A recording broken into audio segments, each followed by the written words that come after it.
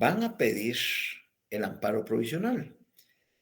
Y en la mayor parte de las veces, el tribunal, con buen criterio, considera que no existe ningún riesgo al derecho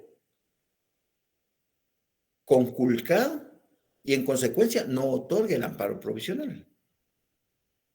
Pero eso no significa que el juez o la sala o la corte, cualquiera de esas tres instancias, oficiosamente, si es que está en peligro la vida o la integridad del amparista o de su familia o la de sus bienes, eso no implica que de oficio, aunque no se haya solicitado, se pueda otorgar el amparo provisional. Cuando las causas lo ameritan, cuando las circunstancias son más que notorias, porque la flagrante violación al derecho a la legítima defensa o al debido proceso fue realmente atropellado por parte de esa autoridad, entonces el juez, con buen criterio, otorga el amparo provisional. Y al otorgar al amparista el amparo provisional, ordena stand-by. Me suspenden ese acto, me suspenden esa resolución, me suspenden ese reglamento, lo que sea. Se queda en stand-by, en espera. ¿Para qué? Cuando le lleguen al juez los antecedentes, es decir, el expediente que le ha enviado la autoridad recurrida o el aviso circunstanciado, que es una síntesis de todas las actuaciones que se han dado, y ya el juez, al analizarlo, al estudiarlo, se da cuenta que realmente ya no amerita que siga gozando del amparo provisional el amparista y oficiosamente lo puede revocar. Lo revoca. Él está facultado para revocarlo, porque ya no existe el peligro ni las circunstancias lo hacen meritorio para seguir gozando u otorgando de ese beneficio que nos da el amparo provisional. Todo lo revoca. Claro, claro que el amparista eso no le va a gustar. Esta revocación del amparo le va a molestar mucho y puede apelarlo. Claro que lo puede apelar. Y yo parezco loro con ustedes, pero tengo que parecer loro, ese discurso loro, que siempre digo lo mismo. Pero recuerden, todas las apelaciones en materia de amparo van a ir a parar a la Corte de Constitucionalidad. Todas las apelaciones en materia de amparo van a ser revisadas por la Corte de Constitucionalidad. Y será la Corte de Constitucionalidad la que le dé la razón o al apelante, que es el amparista, o le dé la razón al juez de haberlo revocado. Pero ya lo vamos a platicar en su oportunidad.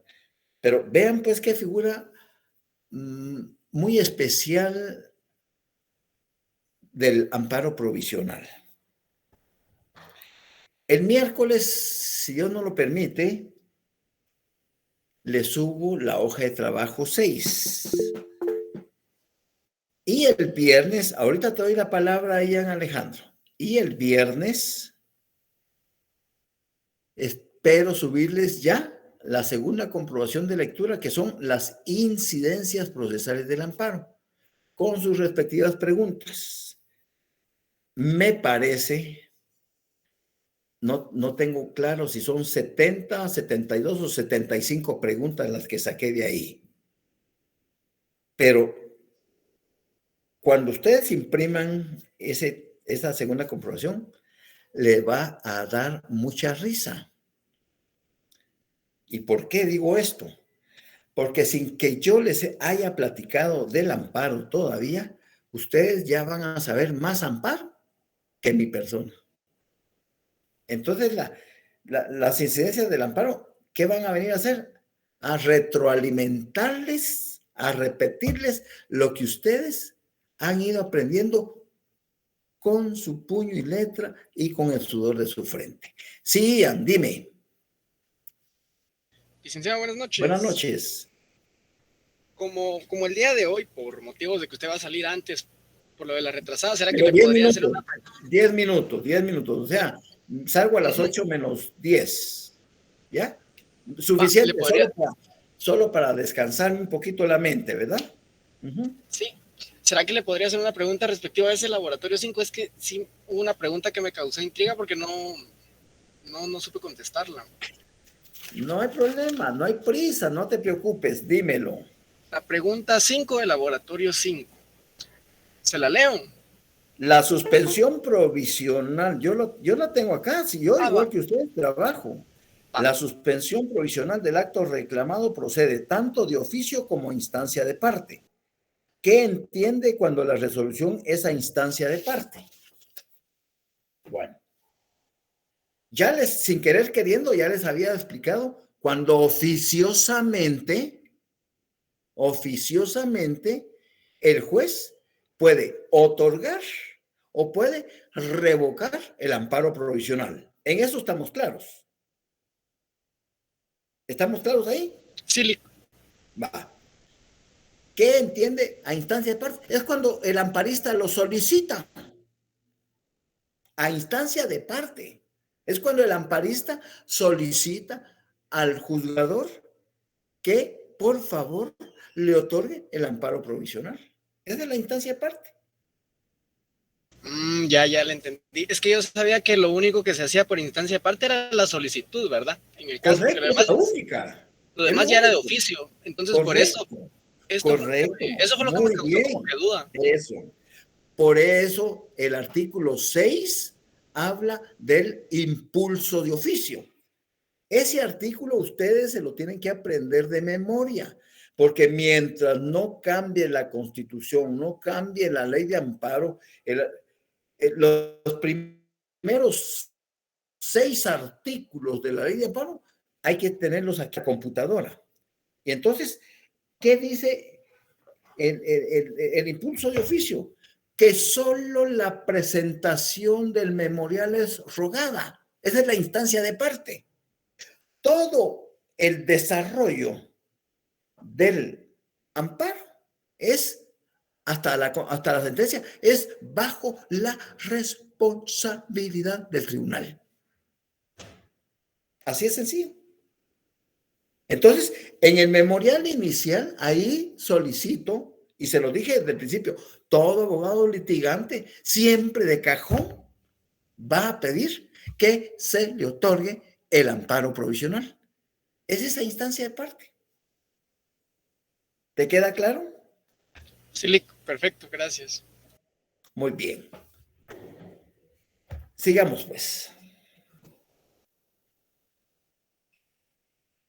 Siempre con bueno, les decía que el viernes, Dios mediante, les subo las incidencias. Es que ustedes se van a reír cuando lo impriman y comiencen a leerlo y a responder. Se van a ir, pero risa les va a dar. Y eso pues para mí es beneficioso porque nos vamos a ir sobre ruedas en el amparo. No digo que no tengan sus dudas, van a tener sus dudas, pero me va a facilitar el manejo de esa institución. Siguiendo con el tema de la defensa de la Constitución, hoy hablamos, más que hablar, vamos a ejemplificar lo que es los controles intraórganos, los controles interórganos y vamos, si nos da chance, que sí nos va a dar chance, a ver los instrumentos de carácter económico. Con eso que avancemos así, tengo niveladas las 4 secciones. Control intraórganos, control político que se da adentro del propio órgano, control político Intra adentro de. Por ejemplo, si hablamos del organismo legislativo, es decir, del Congreso de la República, vamos a hablar de la votación calificada. Artículo 176 de la Constitución. Presentado un proyecto de ley, se pondrá a discusión en 3 sesiones diferentes, 1, 2, 3, y no se podrá votar hasta que esté suficientemente discutida en la 3ª sesión. Se exceptúan aquellos casos de urgencia nacional en la cual con la mayoría con el voto afirmativo de las 2/3 partes del total de diputados que lo integran, lo aprueben de urgencia nacional en una sola lectura. Ese es un control intraoral. Ya lo expliqué en la clase anterior. Los vicios, los errores, las lagunas que pudieron haberse cometido en la primera lectura se van a depurar en la segunda y por último está la tercera. Dentro del mismo órgano se va a depurar. Aún así, siempre siguen metiendo las patas. Otro ejemplo, dentro del organismo legislativo, pero no acá en Guatemala. Porque acá en Guatemala hay unicameralismo, es decir, la existencia de una cámara, una asamblea legislativa, una asamblea, una sola. Mientras que en países como Estados Unidos, mientras que en países como Francia, España, Inglaterra, ahí hay bicameralismo, la existencia de 2 cámaras en un mismo organismo, que no se llama Congreso de la República. Si hablamos de Inglaterra, se llama Parlamento. Por eso, en Inglaterra existe la monarquía constitucional con régimen parlamentario, porque el Parlamento tiene mucho más poder político que el Ejecutivo de Inglaterra, presidido por el primer ministro o el canciller, que aunque él es el responsable directo de la política interna y externa de Inglaterra, respaldado, por supuesto, por la reina, pero la reina políticamente no se involucra. Descarga, la reina es solo una figura decorativa. Ella solo ya ni asiste por la edad a actos protocolarios donde nombra al sir no sé cuánto, al sir no, cuando van a... Es una figura, es un símbolo. Para los ingleses la reina es un símbolo. Así es sencillo. Ella no participa dentro de las decisiones importantes de política. No. Pero con la experiencia que tiene de más de 60 años de estar en el trono, se imaginan ustedes, ella es un libro abierto. Y entonces el primer ministro está en constante comunicación con ella, orientándolo de qué decisiones tomar para beneficio de los ingleses. Mientras que el Parlamento, que para nosotros es el Congreso de la República, su función esencial del Parlamento inglés es crear leyes, punto. Crear leyes. Pero en ese Parlamento hay 2 cámaras, la Cámara Alta y la Cámara Baja, o de los loores y de los comunes. La de los comunes, la Cámara Baja, esos parlamentarios o diputados son nombrados indirectamente en forma popular, mientras que los loores son nombrados por la reina Isabel de sus amigos de la aristocracia. En igual número de diputados, tanto de la Cámara de los Comunes e igual número de diputados de la Cámara de los Loores. Y cuando hay un proyecto de ley que se va a poner en vigencia en Inglaterra, cada cámara lo discute por separado. Cada cámara lo dice. Y hasta que esté suficientemente discutido por cada cámara, entonces ya discuten entre ambas cámaras esa ley. Y cuando está suficientemente discutida y aprobada, la ponen en vigencia, porque el mismo órgano, esa es la característica de la constitución flexible en Inglaterra, que para crear una ley, el Parlamento antepone el principio de que la ley posterior deroga la anterior. Si el día de hoy, 1 de agosto, el Parlamento inglés discutió y aprobó y va a poner en vigencia una ley que regula materias de X derechos humanos, y esa ley vigente antigua, solo con que entre en vigencia hoy, automáticamente está derogando a la ley anterior y queda sin efecto alguno. Ya se convierte en fuente histórica. ¿Por qué? Por el principio de que la ley posterior deroga a la anterior. No hay necesidad de un formalismo, requerimiento, no, es automático. Primero, porque la fuente formal por excelencia en Inglaterra es la costumbre. La fuente formal por excelencia en Inglaterra es la costumbre, como en los Estados Unidos, que proviene del derecho anglosajón. Entonces, la fuente formal por excelencia es la costumbre. Y ustedes saben que la costumbre son aquellos actos reiterativos que se dan dentro del seno de la sociedad y que se consideran por esta jurídicamente obligatorios.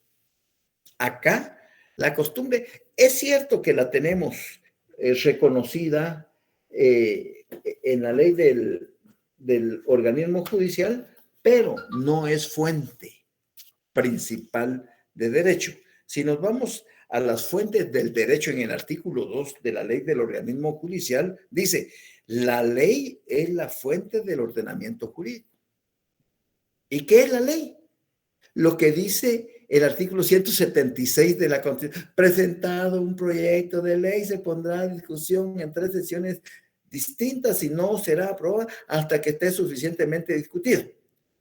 Una vez aprobado, tiene el Congreso 10 días para enviarla al Ejecutivo, y el presidente en Consejo de Ministros, dentro de los 15 días, deberá sancionarla, promulgarla y publicarla, y ya es ley en la República.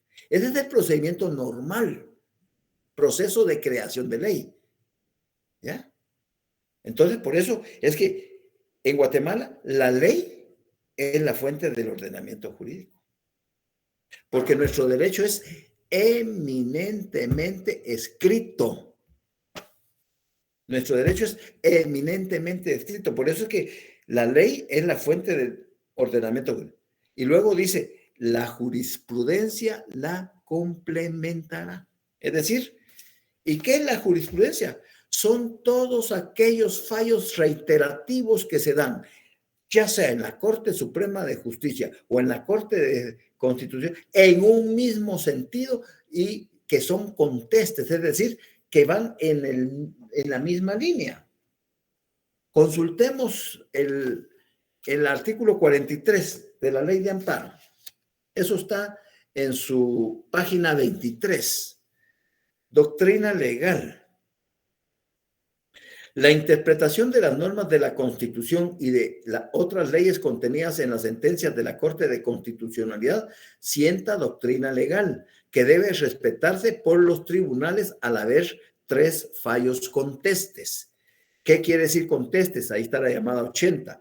Decisiones emanadas por el órgano jurisdiccional competente en un mismo sentido. Sin embargo, la Corte de Constitucionalidad podrá separarse de su propia jurisprudencia razonando la innovación, la cual no es obligatoria para los otros tribunales, salvo que lleguen a emitirse 3 fallos sucesivos contestes en el mismo sentido, llamada 81. Análisis o estudios realizados por juristas conocedores del mundo jurídico en relación a una norma, tomando en cuenta que carece de toda fuerza obligatoria, aunque es una fuente importante inmediata de derecho.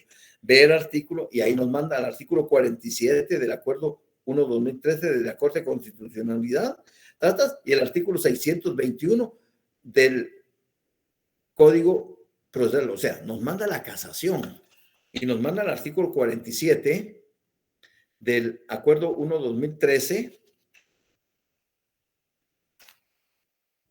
solo para tenerlo.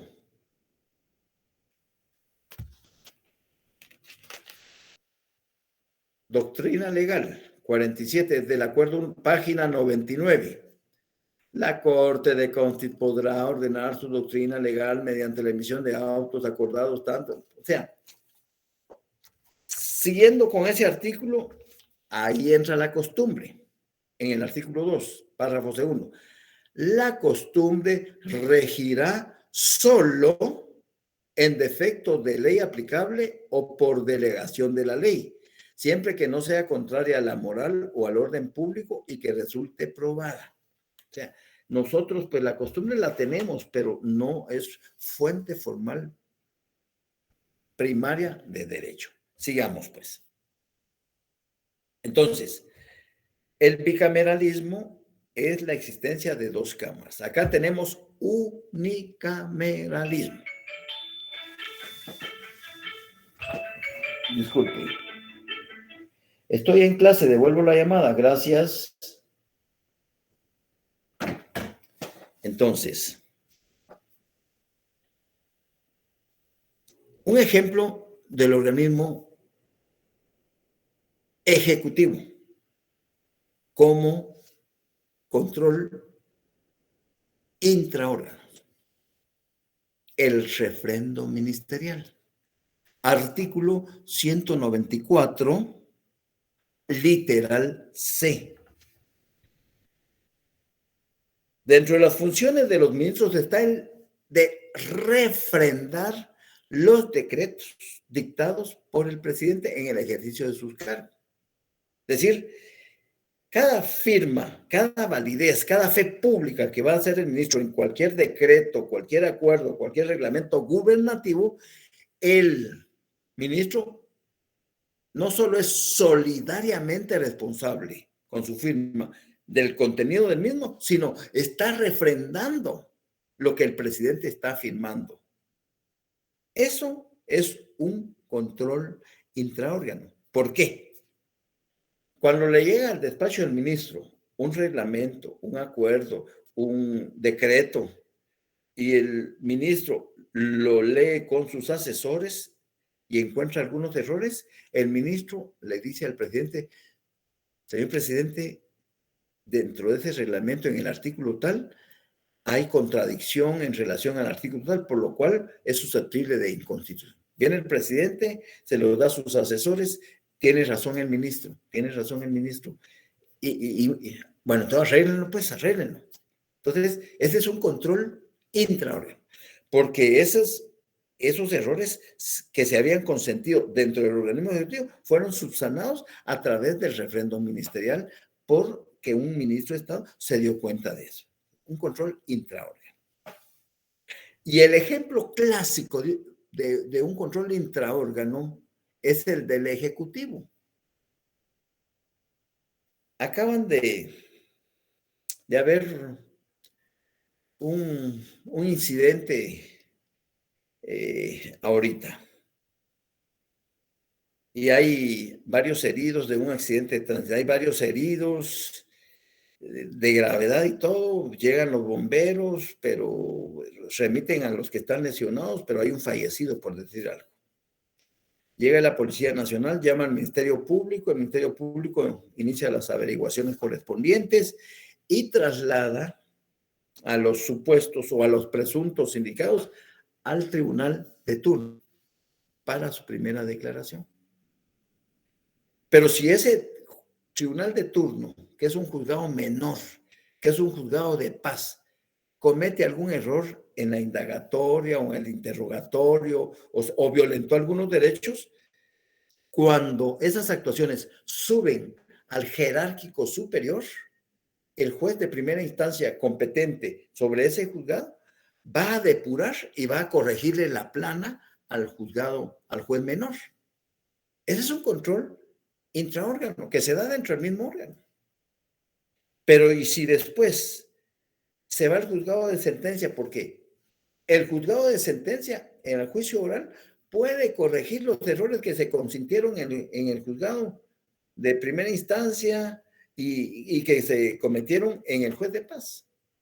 Y luego, si hay una sentencia y la parte ofendida no está de acuerdo, pues apela. Entonces se va a una sala, a un órgano superior, a que revise lo actuado. Y si hay casación, pues se basta. O sea, vean cómo en esa forma vertical todos los errores que pueden darse en el organismo judicial a través de los distintos tribunales que se van dando, pueden irse corrigiendo. Eso es control intraórgano. Ahora vamos con control interórgano. Controles entre los órganos. Ya hablamos del veto presidencial. Lo explicamos detenidamente con el artículo 178 del Congreso, de la Constitución. Ya lo explicamos. La facultad que tiene el presidente de la República de vetar una ley. De decirle a los diputados, miren, señores diputados, eso que ustedes me mandaron para que yo lo sancione y publique, eso disculpen, como que lo hicieron con las patas. Corríjanlo, háganlo de nuevo. ¿Ya? Facultad de vetar la ley. Ya saben que el poder que tiene el Congreso es decir, bueno, lo aceptamos esas o las rechazamos, rechacémosla. El presidente obligadamente debe sancionarlo. Y si no la sanciona, a costa del Congreso se sanciona y se publica. Así es sencillo. Así es sencillo. Bueno. Interpelación ministerial es a la inversa. Control interórgano. Viene el organismo legislativo y llama a un ministro de Estado que pertenece al Ejecutivo. Véngase, señor ministro, platiquemos. Explíquenos esos 5,000 millones que se gastaron en el agujero de Villanueva. Dime, ¿en qué se lo gastaron? ¿Cómo está la interpelación? Gente de un organismo legislativo está interpelando a gente que pertenece, funcionarios que pertenecen al organismo ejecutivo. Interpelación ministerial. Ese es otro ejemplo de control interórgano. Ya hablamos también de los informes ministeriales que están denominados en forma errónea porque cuando el Ejecutivo dispone un estado de calamidad, claro que necesitan la ratificación del Congreso para que se ponga en vigencia en todo el territorio nacional. Pero todos los organismos del Estado están en la obligación de colaborar con las disposiciones del Ejecutivo. Ejemplo de ello fueron todos los decretos gubernativos con ocasión de la pandemia. Todos. Inmediatamente el Congreso los ratificaba, creando un estado de prevención, creando un estado de calamidad pública, etcétera, etcétera. Entonces, son controles que se manejan dentro de la teoría de los frenos y contrapesos para que el ejercicio del poder político se mantenga dentro de un balance aceptable políticamente hablando. Ahora, desgraciadamente en nuestro medio, el Ejecutivo se ha cooptado al Legislativo y lo ha callado. Hoy, 1 de agosto, se inicia el segundo periodo de sesiones ordinarias del Congreso de la República y termina el 30 de noviembre. El 30 de noviembre. Eso implica, aquí hay otro ejemplo, me voy a meter a los instrumentos económicos. Ya hablé de los instrumentos políticos, que es la división de poderes, controles intraórganos y controles interórganos. Ahora voy a hablar de los instrumentos económicos. ¿Cuál es la función dentro de la Constitución de los instrumentos económicos? Velar por la pureza en el manejo de los recursos del Estado. Velar por la pureza en el manejo de los recursos del Estado. En otras palabras, hay una institución que se denomina Contraloría General de Cuentas,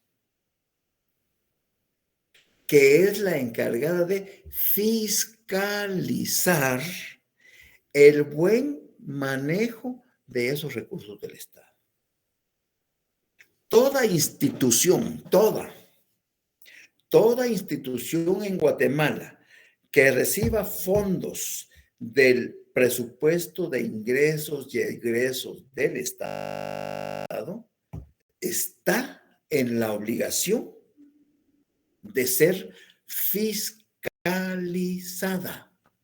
Está en la obligación de ser auditada por personal técnico académico de la Contraloría General de Cuentas, que se supone ese es el papel que deben desempeñar en la responsabilidad que se les ha encomendado en las distintas unidades y oficinas del gobierno, de las entidades públicas, privadas, de las iniciativas privadas, de las ONG, etcétera, etcétera. No importa qué institución sea, una vez reciba fondos del Estado, tiene la obligación de ser fiscalizada y demostrar que no tiene hallazgo alguno para no presentar la denuncia correspondiente ante el Contralor General y a su vez ponga la denuncia en el Ministerio Público y comience la investigación correspondiente. Así de sencillo. Para ello, utilizamos los artículos del 232 al 236 de la Constitución, que se refieren al régimen de control y fiscalización. Artículos del 232 al 236.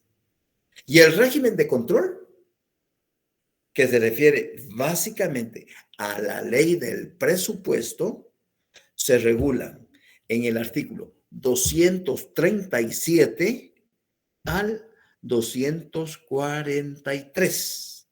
Ahí está todo lo relacionado con la forma como se va a proyectar en todas las instituciones, porque cada una de las instituciones del Estado, de las municipalidades, de las instituciones autónomas, descentralizadas, de las ONG, de etcétera, y de la iniciativa privada que reciben fondos del Estado, desde el mes de enero reciben una nota, una invitación de la unidad del presupuesto del Ministerio de Finanzas Públicas para que vayan preparando y estimando el presupuesto que regirá en el ejercicio contable del próximo año. Quiere decir que ahorita el presidente, desde enero que les mandaron la nota, el presidente ya tiene en su despacho estudiando el presupuesto y ya debe a más tardar, no deben de pasar estos 15 días para enviar el paquete del presupuesto al Congreso de la República. Ese es otro control del Congreso. Ahorita lo vamos a ver. Debe de enviar el paquete del presupuesto que va, entre comillas, a ponerse en vigencia en el próximo ejercicio fiscal 2023-2024. O sea, 1 de enero del 2023, 31 de diciembre del 2023. Lo que se hace es estimarlo. Será el Congreso, porque si agosto, septiembre, octubre, ellos se van el 30 de noviembre. Ellos tienen que aprobarlo a más tardar el 25 de noviembre. Si no lo aprueban, si el Congreso de la República no le da tiempo de aprobar el presupuesto, el próximo año, 2023, va a regir el presente presupuesto. Vayámonos al 237 de la Constitución. 237. En el 237 pónganle un asterisco con su lapicero y pónganle ver artículo 171b, literal B. Y en el 171 de su Constitución, pónganle un asterisco que diga ver artículo 237. Y ya con eso amarran ambos artículos. Repito, si están en estos momentos en el artículo 237, en un apartadito pónganle un asterisco y pónganle ver artículo 171b, punto. Y si están en el 171, pues pónganle ahí ver artículo 237. Esa es la famosa tela de araña. Es decir, ya ustedes van a ir amarrando los artículos que tienen relación con los organismos del Estado y con los controles intraórganos e interórganos. Leamos una primera parte, el primer párrafo del artículo 237. El presupuesto general de ingresos y egresos del Estado aprobado para cada ejercicio fiscal de conformidad con lo establecido en esta Constitución incluirá la estimación de todos los ingresos a obtener y el detalle de los gastos e inversiones por realizar. La unidad del presupuesto es obligatoria y su estructura programática. Todos los ingresos del Estado constituyen un fondo común indivisible, destinado exclusivamente a cubrir sus egresos. Los organismos, las entidades descentralizadas y las autónomas podrán tener presupuesto y fondos privativos cuando la ley así lo establezca. Sus presupuestos se enviarán obligatoria y anualmente al organismo ejecutivo y al Congreso de la República para su conocimiento e integración al presupuesto general, y además estarán sujetos a los controles y fiscalización de los órganos correspondientes del Estado. La ley podrá establecer otros casos de dependencias del Ejecutivo cuyos fondos deben administrarse en forma privada para asegurar su eficiencia. El incumplimiento de la presente disposición es punible y son responsables personalmente los funcionarios bajo cuya dirección funcione la dependencia.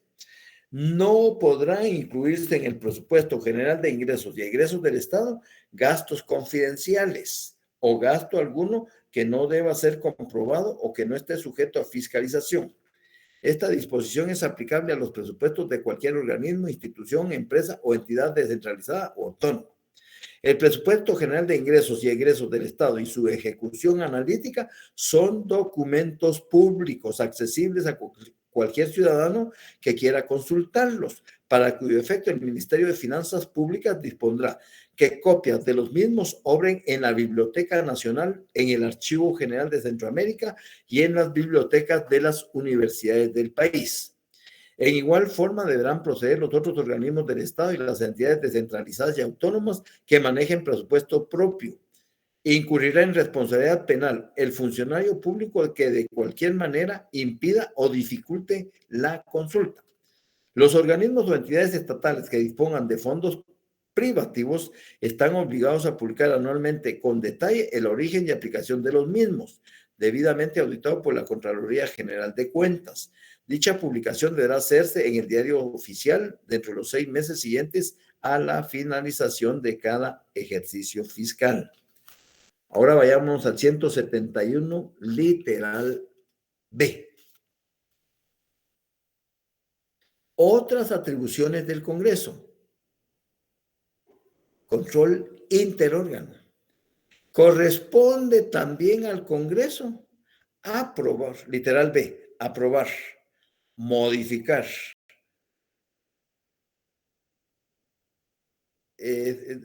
Solo termino de leer esto, Maite. Aprobar, modificar o improbar, a más tardar 30 días antes de entrar en vigencia, el presupuesto de ingresos y egresos del Estado. El Ejecutivo deberá enviar el proyecto del presupuesto al Congreso con 120 días de anticipación a la fecha en que principiará el ejercicio fiscal.